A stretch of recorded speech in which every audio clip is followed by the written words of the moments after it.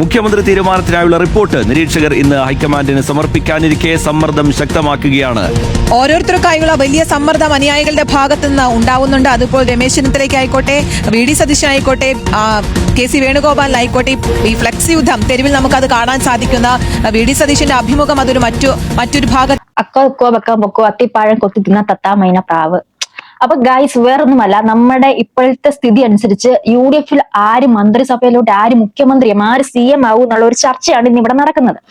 അപ്പം ഇത് നമ്മുടെ ഇലക്ഷൻ റിസൾട്ട് വരുന്ന മുമ്പേ ഈ ഒരു ചർച്ചയും കാര്യങ്ങളും ഒക്കെ നടക്കുന്നുണ്ടായിരുന്നു. ഈ കഴിഞ്ഞ 5 വർഷത്തിൽ വി.ടി. സതീശനെ പോലെ ഒരാളാണ് ഇനി ഈ നിലയിൽ ഈ ഒരു പാർട്ടിയെ പൊക്കി കൊണ്ടുവന്നതും. അതുകൊണ്ട് തന്നെ അദ്ദേഹം ഒരുപാട് പരിശ്രമിച്ചിട്ടുണ്ട്. ശരിയാണ്, ഏകാധിപത്യമാണ് നമ്മുടെ ഈ CPM പിണറായി വിരുദ്ധതയാണെങ്കിലും നന്നായിട്ട് പണിയെടുത്തിട്ടുണ്ട് നമ്മുടെ വി.ടി. സതീശൻ ഈ 5 വർഷക്കാലത്തോളം. പക്ഷെ അങ്ങേരുടെ പങ്ക്, ഈ ഒരു വിജയത്തിന്റെ പങ്ക് നമുക്ക് തള്ളിക്കളയാനേ പറ്റത്തില്ല. അങ്ങേര് 100 സീറ്റ് ഉറപ്പിച്ച് പറഞ്ഞത്, 100+ സീറ്റ് ഉറപ്പിച്ച ഒരേ ഒരു വ്യക്തി വി.ടി. സതീശൻ ഉണ്ടായിരുന്നുള്ളൂ. അതുകൊണ്ട് തന്നെ അദ്ദേഹം പ്രവചിച്ച വേറൊരു കാര്യമാണ്, 1 ഡസൻ മന്ത്രിമാര്, CPM 1 ഡസൻ മന്ത്രിമാർ ഇത്തവണ തോറ്റ് തുന്നം പാടൂന്ന് പറഞ്ഞു.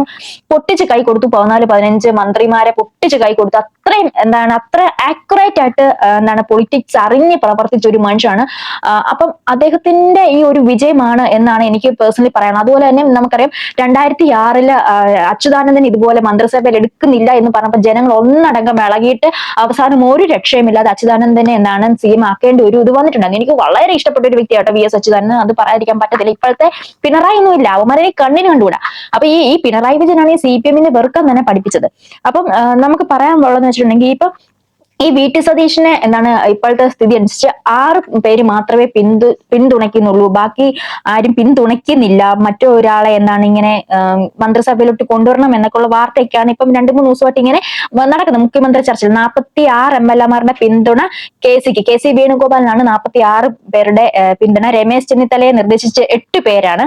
അതിൽ വി.ടി. സതീശന് 6 പേര് മാത്രമേ പിന്തുണയുള്ളൂ എന്ന് പറയുമ്പോൾ നമുക്ക് വളരെ സങ്കടമാണ്. കാരണം ജനങ്ങളുടെ വോട്ട് വാങ്ങിക്കുക എന്ന് പറഞ്ഞാൽ നിസ്സാര കാര്യങ്ങൾ. ജനങ്ങൾക്കൊരു പ്രതീക്ഷയുണ്ട്. ശരിക്കും എനിക്കൊരു പ്രതീക്ഷയുണ്ട്, വി.ടി. സതീശൻ CM പദവിയിൽ ഇരുന്ന അതൊന്ന് പൊളിക്കും, അതൊന്ന് കാണാൻ എനിക്ക് ഒരു ആഗ്രഹം ഉണ്ടായിരുന്നു പേഴ്സണലി, സീരിയസ്ലി.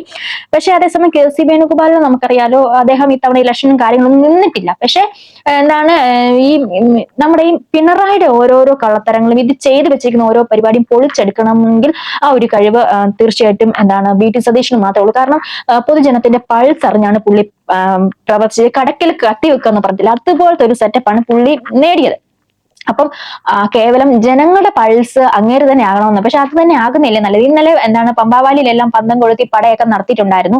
കാരണം വി.ടി. സതീശന് വേണ്ടിയിട്ട് രംഗത്തിറങ്ങി. എനിക്ക് വി.ടി. സതീശനല്ല, അത് വേറെ ഒരാളും മന്ത്രിസഭയിലോട്ട് വരിക എന്ന് എനിക്ക് ഇഷ്ടമേ അല്ല. അപ്പൊ ഇന്നലെ തന്നെ രമേശ് ചെന്നിത്തലയുടെ ഒരു ഇത് വന്നിട്ടുണ്ടായിരുന്നു, ഈ മീഡിയസും ജനങ്ങളും അല്ലല്ലോ തീരുമാനിക്കുന്നത്, ഹൈക്കമാൻഡ് ആണ് തീരുമാനിക്കുന്നത്. അതൊക്കെ നേരത്തെ അങ്ങനെയുള്ള കാര്യങ്ങളൊക്കെ ജനങ്ങളുടെ ആഗ്രഹമാണ് ഈ വി.ടി. സതീശൻ മുഖ്യമന്ത്രി ആകണം, അങ്ങനെ ഒരു ഇത്. അതുകൊണ്ട് തന്നെയാണ് നമ്മൾ എല്ലാവരും അദ്ദേഹത്തെ മുഖ്യമന്ത്രിയായിട്ട് കണ്ടുകൊണ്ട് മാത്രമാണ് വോട്ട് ചെയ്തത്. അത് മാത്രമല്ല, നായർ സൊസൈറ്റിയുടെ ഒരു ഭൂരിഭാഗവും വോട്ടും കോൺഗ്രസിന് പോയിട്ടുണ്ടെന്ന്. അതെന്ന് വെച്ചിട്ടുണ്ടെങ്കിൽ നായർ സൊസൈറ്റിയിൽ നിന്ന് ഒരാൾ CM ആകും എന്നുള്ള ഒരു ഉറച്ച പ്രതീക്ഷയോടെയാണ് അത്രയധികം വോട്ടും മറിഞ്ഞത്.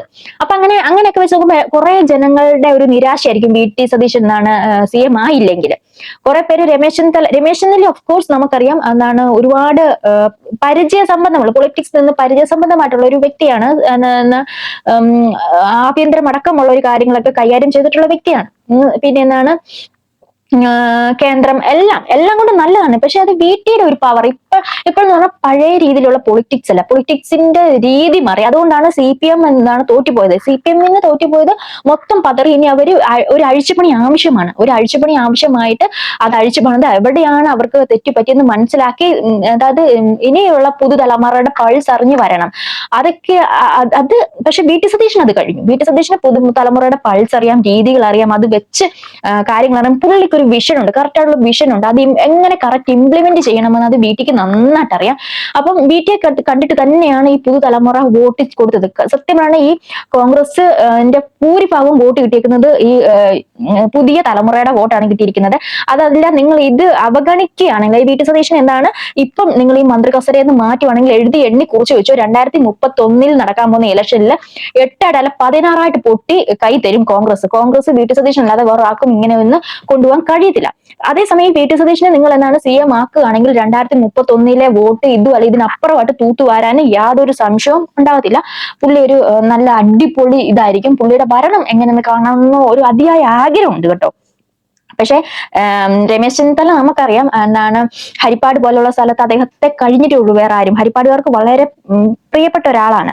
പക്ഷെ KC വേണുഗോപാൽ ഇനി നിൽക്കണമെങ്കിൽ 6 മാസം കൊണ്ട് എവിടെയെങ്കിലും നിന്ന് മത്സരിച്ച് ഇനി ജയിക്കണം. അത് കോൺഗ്രസിന് ജയിക്കുമെന്ന് ഉറപ്പുള്ളിടത്ത് എവിടെയെങ്കിലും അങ്ങോട്ടും ഇങ്ങോട്ടും മാറ്റി കൊടുത്താൽ മതി, അത് ജയിക്കും. അത് പുഷ്പമല്ല അതൊന്നും. പക്ഷെ ഹൈക്കമാൻഡ് ഒരു പക്ഷേ KC വേണുഗോപാലിനെ പറയാൻ താല്പര്യമാണ്. കാരണം എനിക്ക് തോന്നുന്നു രാഹുൽ ഗാന്ധിയായിട്ട് ഏറ്റവും അടുത്ത് നിൽക്കുന്ന ഒരു വ്യക്തിയാണെന്ന് തോന്നുന്നു KC വേണുഗോപാൽ. പക്ഷെ എനിക്ക് അത്ര വലിയ താല്പര്യമില്ല.